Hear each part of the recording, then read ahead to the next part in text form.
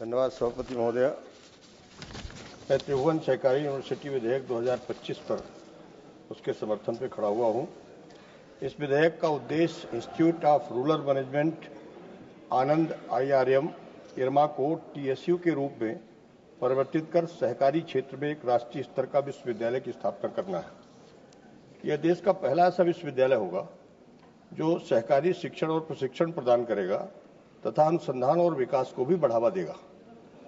राष्ट्रीय महत्व की संस्था घोषित करने, सहकारी क्षेत्र में तकनीकी और प्रबंधन शिक्षा तथा प्रशिक्षण प्रदान करने के उद्देश्य से त्रिभुवन सहकारी यूनिवर्सिटी के संबंध में यह विधेयक लाया गया है।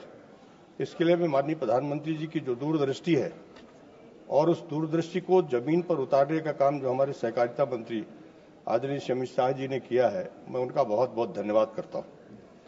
त्रिभुवन सहकारी यूनिवर्सिटी के नाम से ज्ञात विश्वविद्यालय के रूप में इंस्टीट्यूट ऑफ रूरल मैनेजमेंट आनंद की स्थापना करने का जो एक निगमित निकाय होगा, जिसका अपना एक शाश्वत उत्तराधिकार और अपनी सामान्य मुद्रा होगी और इससे इस अधिनियम के उपबंधों के अधीन संपत्ति का अर्जन करने, धारण करने और बयान करने का पूरा अधिकार होगा।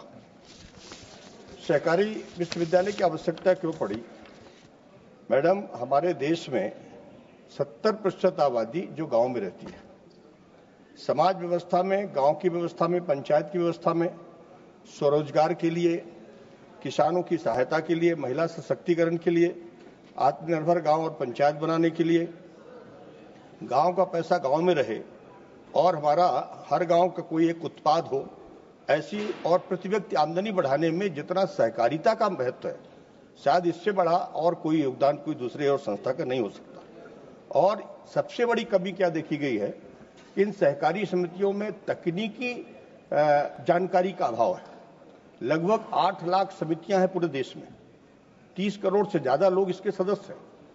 लेकिन मैं अनुभव कर रहा हूं कि अधिकांश ऐसी समितियां ऐसे जंजाल में उलझ गई हैं कि खुद भ्रष्टाचार में शामिल हैं। उनको तकनीकी जानकारी नहीं है। 8वीं पास, 9वीं पास बच्चों को उसका प्रबंधक बना दिया जाता है, जिनको कोई भी जानकारी नहीं होती। इस वजह से ये धीरे धीरे सहकारिता अपने आप में कहीं बहुत कमजोर सा होता जा रहा था। इस विधेयक के आने के बाद, अब इस विश्वविद्यालय बनने के बाद, अब सहकारिता में बहुत बड़ा काम होने वाला है। पिछले 3 वर्षों में सहकारिता मंत्रालय में सहकारी क्षेत्र को सशक्त बनाने के लिए 60 से ज्यादा नई पहलें की गई।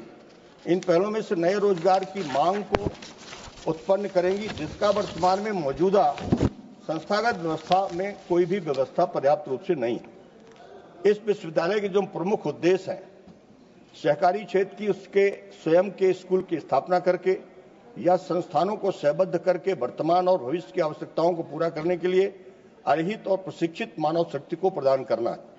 सहकारी सोसाइटी के कर्मचारियों और बोर्ड के सदस्यों को सभी स्तरों पर प्रशिक्षण, शिक्षा प्रदान करने और क्षमता का निर्माण करना इस विश्वविद्यालय का प्रमुख उद्देश्य होगा।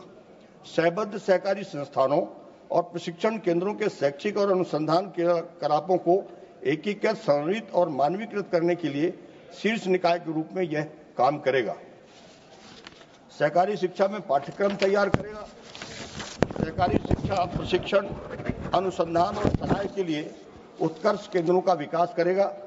सहकारिता शिक्षा और शिक्षण के क्षेत्र में राष्ट्रीय और अंतर्राष्ट्रीय ख्याति के संस्थान के रूप में इनको विकसित करने का काम करेगा। इस विश्वविद्यालय का जो मुख्यालय आनंद में होने जा रहा है, जिसका कुछ विपक्ष के साथियों ने विरोध किया है, मेरा उनसे कहना है कि अमूल का सबसे बड़ा सेंटर वही और वहीं से ही ये बात उत्पन्न होती है और जिनके नाम से विश्वविद्यालय बन रहा है उनका इतना बड़ा योगदान है। और अगर वहां विश्वविद्यालय की स्थापना हो रही तो मुझे लगता है किसी को आपत्ति नहीं होनी चाहिए। लेकिन इस विधेयक में इस बात का प्रावधान है कि देश के दूसरे राज्यों में भी इसके विद्यापीठ खोले जा सकते हैं, वहां चल रही संस्थाओं को इसके साथ संबद्ध किया जा सकता है। मेरे मध्य प्रदेश में भी सांची एक दूध उत्पादन का बहुत बड़ा केंद्र है और मैं चाहता हूं कि उसको भी इसके साथ संबद्ध किया जाए और मध्य प्रदेश के मेरे बिंद क्षेत्र में सतना में एक विद्यापीठ खोला जाए, ऐसा मैं मांग भी करता हूं। देश में सहकारिता आधारित आर्थिक मॉडल के संवर्धन के लिए सहकारी समितियों को जीवंत, पारदर्शी और जिम्मेदार आर्थिक इकाइयों में परिवर्तन करने की आवश्यकता है, जो लंबे समय से महसूस की जा रही है।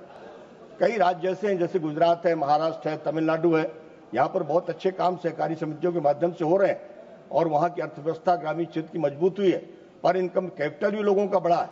महाराष्ट्र में अकेले एक लिज्जत पापड़ की कंपनी है, वो सहकारी समिति है, 60,000 महिलाएं काम कर रही हैं, 60,000 महिलाएं काम कर रही हैं उसमें, और उसकी शुरुआत हुई थी बेवा महिलाओं के माध्यम से।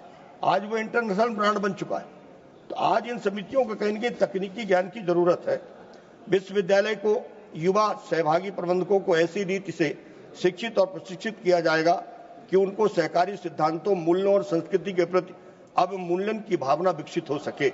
माननीय प्रधानमंत्री जी ने नए विभाग की स्थापना की थी और उस विभाग की जिम्मेवारी माननीय श्री अमित शाह जी को दी गई। जब से वो सहकारिता में आए, उन्होंने एक नया आंदोलन देश में खड़ा हुआ है।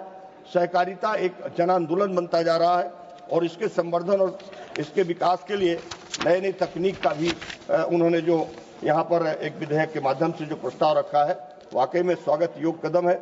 विश्वविद्यालय अपने उद्देश्यों की प्राप्ति के लिए एक अखिल भारतीय नेटवर्क भी बनाने जा रही है। संबंधित स्थानों में डेयरी, मत्स्यिकी, ग्राम सहकारी वित्त, सहकारी कानून, सहकारी संपरीक्षा इत्यादि जैसे सेक्टर विशिष्ट विद्यालय स्थापित करेगी।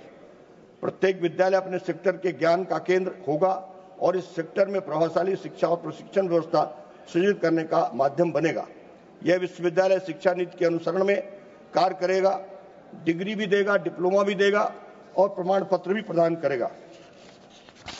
और इस सहकारिता के इस विश्वविद्यालय के माध्यम से मेरा पूरा मानना है कि हमारे देश की अर्थव्यवस्था में ग्रामीण अर्थव्यवस्था में व्यापक सुधार आएगा और जो ये इतना बड़ा क्षेत्र है जो नए रोजगार को सृजित करेगा, नए रोजगार सृजित करेगा। जैसे हमारे प्रधानमंत्री जी का कहना है कि हमारी विश्व की सबसे बड़ी अर्थव्यवस्था भारत बने, और हमारी ग्रामीण अर्थव्यवस्था अगर मजबूत नहीं होगी तो कैसे संभव है?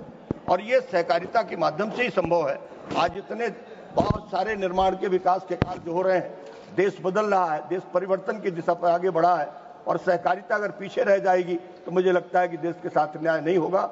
इसलिए इस विधेयक का पुरजोर समर्थन होना चाहिए, इस विश्वविद्यालय की स्थापना होना चाहिए। मैं बहुत बहुत इसका समर्थन करता हूँ। बहुत बहुत धन्यवाद।